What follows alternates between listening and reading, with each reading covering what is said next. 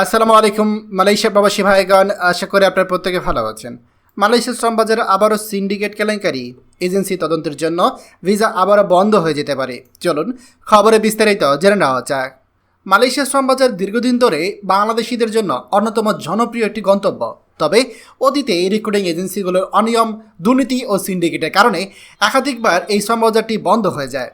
তদন্ত সংস্থার তথ্য অনুযায়ী অন্তত 100টি এজেন্সি শ্রমিকদের কাছ থেকে সরকারি নির্ধারিত ফির বাইরে কোটি কোটি টাকা হাতিয়ে নিয়েছে।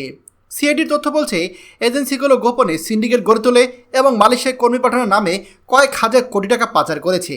শুধু একটি প্রতিষ্ঠানেই কয়েকশো কোটি টাকা অবৈধভাবে আয় করেছে বলে তদন্তে বেরিয়ে এসেছে। অনেক সাবেক সংসদ সদস্য ও প্রভাবশালী রাজনীতিবিদের নামও রয়েছে এই চক্রে। সরকার এখন এইসব দুর্নীতিবাজ এজেন্সিদের বিরুদ্ধে মানি লন্ডারিং মামলা ও সম্পদ জব্দের মতো কঠোর পদক্ষেপ নিচ্ছে। তদন্তকারীদের মতে পূর্বে এই ধরনের অনিয়মের কারণে 2018 সালে মালয়েশিয়ার শ্রমবাজার বন্ধ হয়ে গিয়েছিল। পরে সীমিত আকারে চালু হলেও আবারও সিন্ডিকেটের দৌরত্ব বাড়তে থাকে।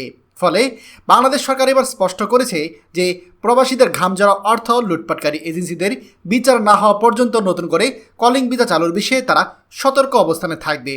সংশ্লিষ্ট মহল মনে করছে, চলমান তদন্ত ও বিচার প্রক্রিয়া শেষ না হওয়া পর্যন্ত কলিং ভিসা চালু হওয়া অনেকটাই অনিশ্চিত। অতএব শ্রমবাজার খুললেও আগের মতো সিন্ডিকেট বা দালালের মাধ্যমে নয়, বরঞ্চ স্বচ্ছ প্রক্রিয়ার মাধ্যমে যেন বাংলাদেশি কর্মী যেতে পারে, সে বিষয়টি এখন সরকারের প্রধান অগ্রাধিকার। আমাদের প্রবাসীদের মনে প্রশ্ন আরও গভীরভাবে এসেছে যখন আমরা দেখেছি যে এই যে ক্যাথারসিস ইন্টারন্যাশনাল এর মালিক, তার 500 কোটি টাকার সম্পদ জব্দ করা হয়েছে, যিনি কিনা বাইরের সাবেক মহাসচিব ছিল, যার নাম রুহুল আমিন স্বপন। এই রুহুল আমিন স্বপন তিনি আমাদের প্রবাসীদের কাছ থেকে 7 লাখ টাকা পর্যন্ত করে নিয়েছে। আর এই 7 লাখ টাকা পর্যন্ত নিয়ে সেই টাকাগুলো সে বিদেশে পাচার করেছে। এই রকম অসংখ্য এজেন্সি আছে। আর এই এজেন্সিগুলো তারা কিন্তু বিদেশের টাকা যেমন পাচার করে, ঠিক তেমনি প্রবাসীদের গলা কেটে টাকা নিয়েছে। 2015 সালের পর ক্যাথারসিস ইন্টারন্যাশনাল রিক্রুটিং এজেন্সির মাধ্যমে মালয়েশিয়ার কর্মী গিয়েছে 45,287 জন।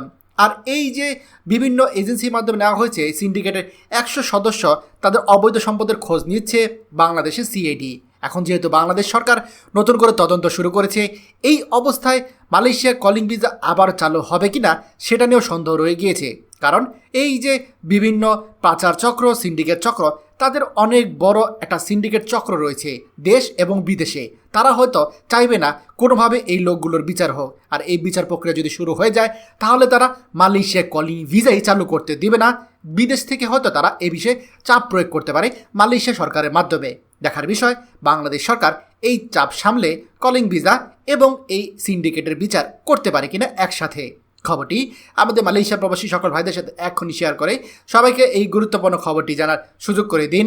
আর আপনি যদি আমাদের এই চ্যানেল নতুন হয়ে থাকেন, অবশ্যই আমাদের চ্যানেলটিকে সাবস্ক্রাইব করুন মালয়েশিয়া সকল গুরুত্বপূর্ণ খবরাখবর সবার আগে পাওয়ার জন্য। ধন্যবাদ সবাইকে। আমাদের সকল ভিডিও আপডেট সবার আগে পেতে আমাদের চ্যানেলটিকে সাবস্ক্রাইব করুন। সাবস্ক্রাইব করতে সাবস্ক্রাইব বাটনে ক্লিক করুন এবং বেল আইকনে চাপুন, যাতে আমাদের কোনো নতুন ভিডিও আপনি মিস না করুন।